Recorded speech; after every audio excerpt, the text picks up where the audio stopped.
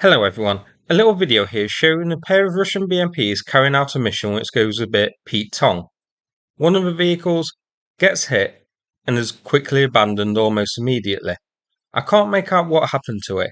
The blast looks to be on the side, so I think a drone is most likely, or maybe a mine. That one grinds to a halt in the tree line and the troops evacuate it. The second vehicle, however, continues on its way, bypassing the destroyed one. It continues over a field and past some tree lines whilst being monitored by the drone. We see an artillery round impact nearby, a near miss.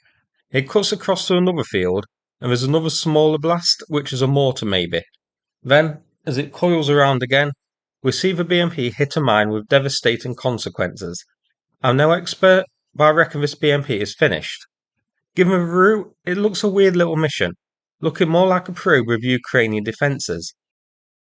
But then, maybe the odd route was intended to bypass known minefields, but it hit an unknown minefield anyway.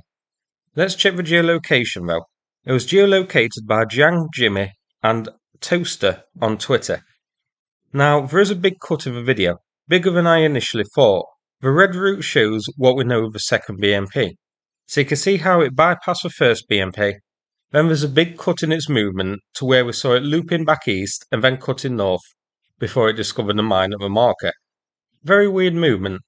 I wonder if somewhere in the cut it either picked up or dropped off troops and was hit returning. But then, why that little cut to the north? Odd one.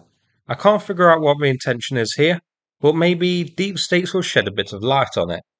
So you can see this area and the nearby towns are Russian occupied, so I think this was maybe a supply run. These two BMPs intended to drive to different Russian positions and drop off supplies to various troops. That's why the route is a bit unusual, cutting here, there and everywhere. Maybe the intention even was to rotate troops in and out. This you can see is part of the Avdiivka axis on the Eastern Front. So that's it for this video. Hope you found it interesting. Now, before I finish, I'm going to play a video from Sanath showing the results of a recent fundraiser.